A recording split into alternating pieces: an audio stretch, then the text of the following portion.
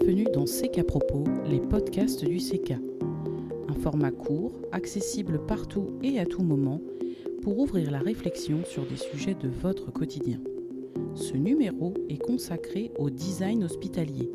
Il a été écrit et conçu par Antonin Gauthier-Baranger, designer au laboratoire de design hospitalier au CHU de Bordeaux pour le CK en 2024. Bonne écoute! Pouvez-vous nous parler du design à l'hôpital ? Avant de parler de design hospitalier, c'est important de comprendre ce qu'est le design, ou plutôt ce qu'il ne se limite pas à être. C'est vrai qu'il est souvent perçu comme une question d'esthétique, qui va évoquer la beauté, la forme au profit de la production et du commerce, comme cela a pu être le cas à une époque, notamment à l'ère industrielle. Pourtant, le design ne se réduit pas à ces aspects. Il repose sur une philosophie qui est bien plus profonde, et qui va reposer sur les usages qui sont concrets pour améliorer nos environnements. L'objectif du design, c'est de créer des solutions qui rendent la vie plus fonctionnelle, plus agréable et plus humaine. C'est ce que les designers ont appelé l'habitabilité. Le design, il peut donc être social et engagé pour améliorer la condition de l'homme. Et cette idée, elle n'est pas nouvelle. Elle est portée depuis la fin des années 1800, notamment avec des personnages clés comme William Morris ou un peu plus tard Victor Papanek, qui prenaient dès leur époque cette vision d'un design philosophiquement engagé.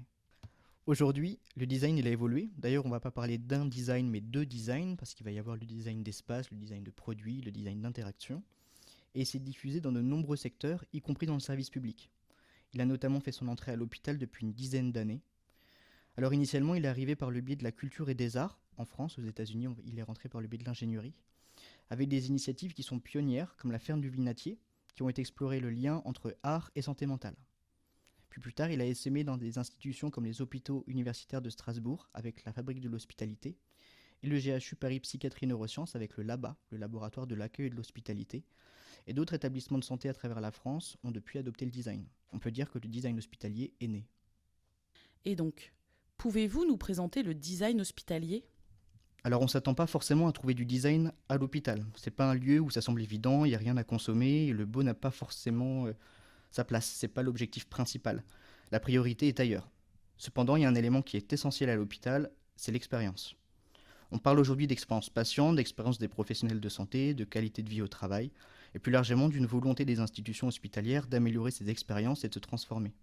C'est ici que le design trouve toute sa place. On reprend ici ce qu'on a dit plus haut, le rôle du design, c'est d'améliorer l'habitabilité, en l'occurrence l'habitabilité de l'hôpital.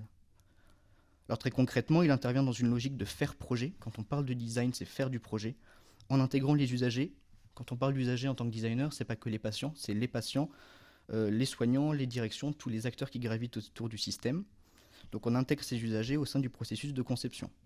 Ce changement, ça permet de transformer un paradigme qui est classique.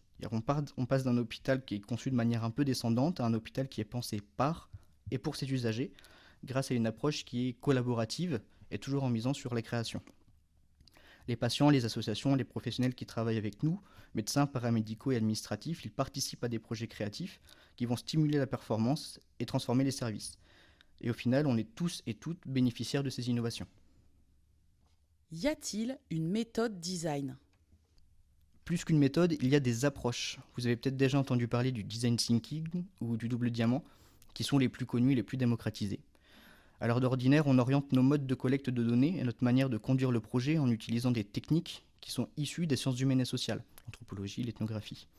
Ça va passer par des bibliographies, des approches socio-ethnographiques, voire anthropologiques, on va vraiment étudier les comportements, qui sont des techniques permettant de documenter un terrain. On va un petit peu être comme des enquêteurs qui vont chercher à comprendre comment fonctionne une scène. Ensuite, on va mobiliser d'autres compétences pour engager les usagers dans des phases de conception. On va faire de la maquette, de l'expérimentation, des tests, et là on va rentrer dans une phase de manipulation de la matière. Mais attention, le chemin il n'est absolument pas linéaire, c'est un processus qui se construit étape par étape, chaque phase permettant d'ajuster et d'améliorer le projet en fonction des retours. C'est là que la méthode de design varie un petit peu et se distingue, c'est que les itérations sont constitutives du projet. Particulièrement dans le service public, on sait toujours d'où on part, parce que la demande elle est assez claire. Par contre, c'est compliqué de prédire exactement où on va. Ce caractère imprévisible, ça fait partie intégrante de la démarche qui repose tout le temps sur l'adaptation et l'itération.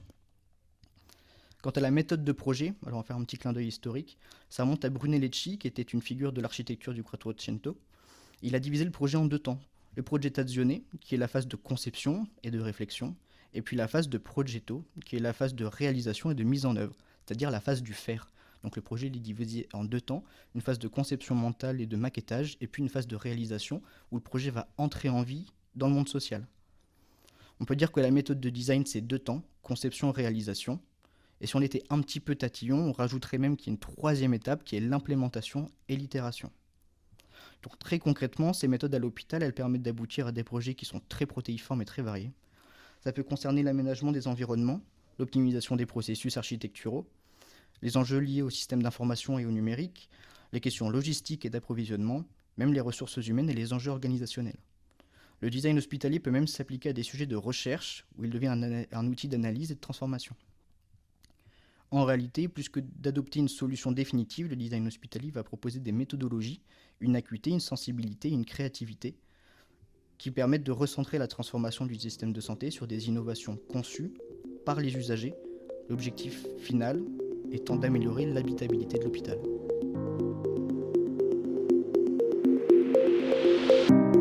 C'était CK Propos, les podcasts du CK. Les podcasts sont à retrouver sur notre chaîne YouTube CK Studio et sur notre site internet. À bientôt!